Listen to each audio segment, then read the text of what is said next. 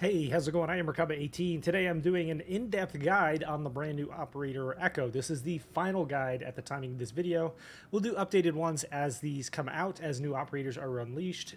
So let me start with also just saying that there is a walkthrough of his progression and his menu in my first look video. I will link to that in the description. We're not going to do that again. We're just going to skip through it and go straight to the in-guide footage here. This is a max level Echo, so just keep that in mind at all times.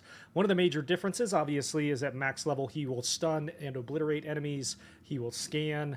The battery life on any drone is going to be permanent, meaning you can stay on your drone as long as you wish to until it gets destroyed or until you wish to exit the subzone. So we'll get to all of that here in just a second. But first, I want to make sure everybody has subscribed to the channel here. Please make sure to do that. Like the video. Comment below what you think of this operator. Personally, I think he is an S+ tier operator. He's right there with Zofia as being overpowered. And I think you're going to see that trend continue as they introduce new operators into the game. I am also live Tuesday through Friday every single week over on Twitch at Merkaba18. So, pardon the interruption.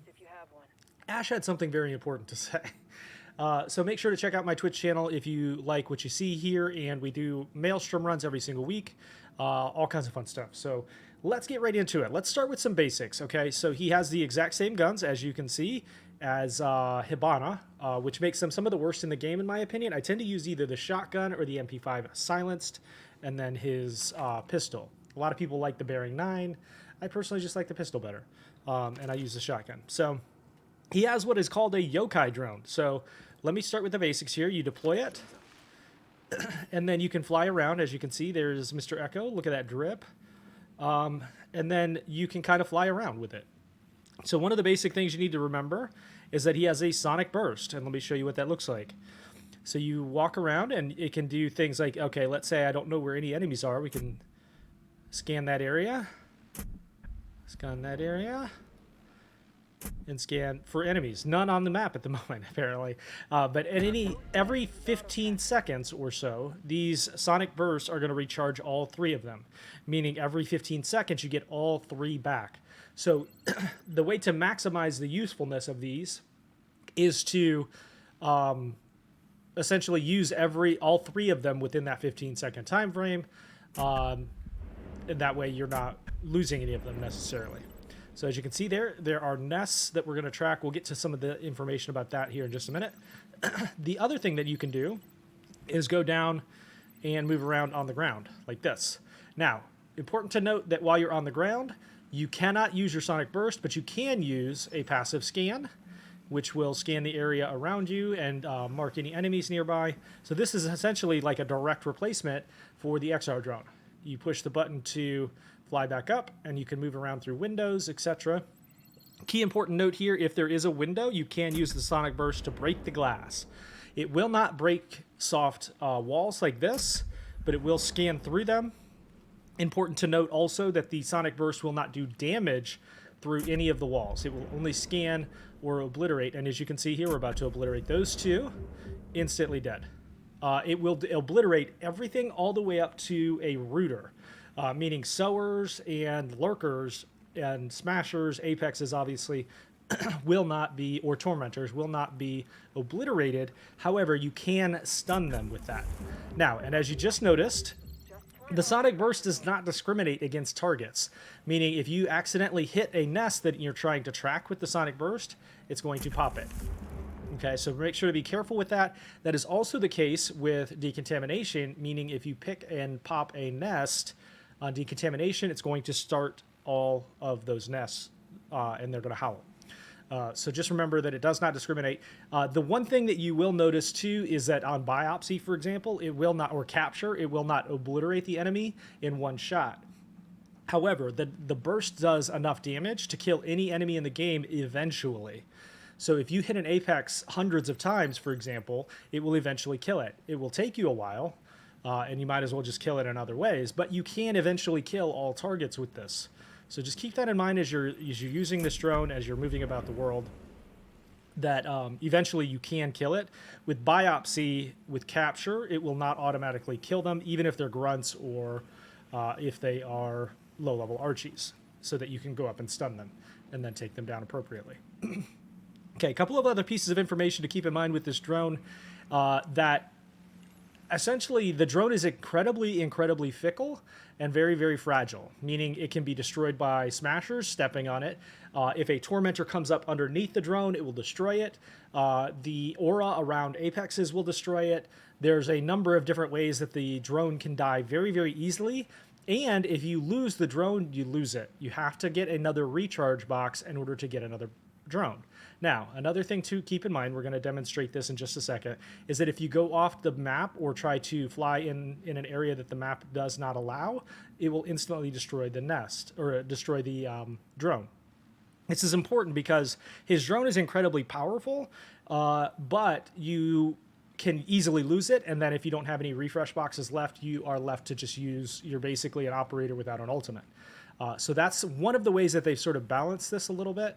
So just keep that in mind. Be very careful not to run into boundaries, not to run into things that explode, that kind of thing, so that you're not losing your drone. So the way that I've tended to use Echo up to this point is just sit at the back of the map, hunt down all of the targets that you need to kill in order to sort of make the map easier to deal with. Kill anything that you can with the Sonic Burst. Especially important to hunt nests. You can do a lot of scanning, get information for your team, instantly eviscerate most enemies, and then go about your day. Move about your day. The other important information that you'll need to know is this will eviscerate blinding mines. It will eviscerate blinding spores, exploding mines, any kind of traps that Archaens lay. You can even destroy projectiles from tormentors or apexes, even spikers. If you catch them fast enough, it will destroy any of those things. One other thing to note too is that you can remove blinding spores from yourself. If you accidentally run into some, you can throw your drone and remove those. It will not, however, destroy armored nests. Those are automatically armored, so you're going to have to take those down. It will scan them, it just will not destroy them. So keep that in mind. So let me demonstrate to you real quick what this looks like and why you kind of want to be really careful with his drone. So as you can see, you are also vulnerable if you're Echo while your drone is out. So you want to kind of keep an eye on your health. I recommend bringing a turret if you're doing solo events, or just make sure you're hiding in an airlock in a way that Archaeans cannot see you or come right up to you. Now, the AI in this game is pretty good, and so there's a chance that Archaeans will wander into you and see you, and then therefore howl. This drone itself acts just like an XR drone in that it will not howl anything on its own, but if something walks right by here and spots you, it's going to howl, and then everything is going to start to attack you. Or if your team is out here and they howl something, there's a chance that the AI will try to seek you out and find you. So just be careful, make sure you're watching your health. And if you take damage, it'll automatically remove you from the drone. So just remember that. But the other way that you can kind of use Echo here is to go into the airlock, just kind of hide, and then go from subzone to subzone, sort of eviscerating things. And it's pretty broken because you can literally stay on this for the entirety of a map, go around, destroy nests, eviscerate almost every enemy, and then complete the objective without even having to step foot in the zone. So just remember, he's intended to be broken. He's pretty broken. I think there's a very small chance that you'll ever see him nerfed. I think that they're going to do a better job of introducing new ops that are broken so that they're fun and that there's a new wrinkle. Oh, one other thing to mention too. Not only will these scan and eviscerate low-level enemies, they will also lure. So let me demonstrate what that looks like. One really important new wrinkle that has been introduced to the game is a lure ability. So like, let's say, for example, I need that Archie to go over there. It will go towards that sound, and any Archie within range is going to go investigate to see what's going on. So you can, even if you're not eviscerating enemies or trying to destroy them, you can lure them away from your friends so that they can track those nests. Come on over here, big guys, and then you can eviscerate them in a safe way, like so. So now I've not destroyed any of the nests. I can instantly come up to these without having to worry about whether there's an Archie there. It's basically the exact same thing as the aura grenade, which I will demonstrate in another video. That's coming soon. So his drone is incredibly powerful, but it is incredibly fragile. And so let me demonstrate how that works. Let me run over here and to the edge of the map. If you try to fly off the map or in a way, if you accidentally hit this border right, boom, instantly lost my drone. Now, I don't have a drone. I just have my shotgun and my trusty pistol. I have grenades. And I recommend that you be very, very careful. If you have to use a box, that means that Doc isn't getting one. It means Smoke isn't getting one. It's sort of a waste of your drone there. So don't try to fly off the map with it. Be very careful not to get exploded, all that good stuff. So let's talk about his perks for just a moment and how I think they sort of line up. I think that the battery life aspect to this is going to be the one thing that if you ever see anything nerfed, it's going to be the battery life aspect. I think you'll eventually see some sort of diminishing returns on that maybe. I also think his, so he's a very slow operator, which is another way that they've sort of balanced him. He's one of the slowest with addition, like even before max level, he's like 1 speed. So at max level, he's 2 speed. At 1, he's 1 speed. So he's just like Doc in that he's very slow. He does have quite a bit of armor. I think he's a 4 armor at max speed, max level. So he takes a little bit of a punch, but he moves incredibly slow, and that's one of the ways they've balanced him. He's not intended to be somebody that you run around with and shoot stuff.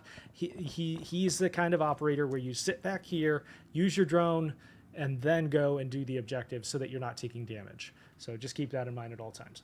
I appreciate you watching. I hope you've liked this video. I hope you like this new operator. Let me know what you think. Is he broken? Do you think he'll ever nerf them? What do you think? Let me know in the comments below. Remember to subscribe to the channel and check out my Twitch channel over at Merkaba18. Thank you so much for watching, and I'll see you again next time.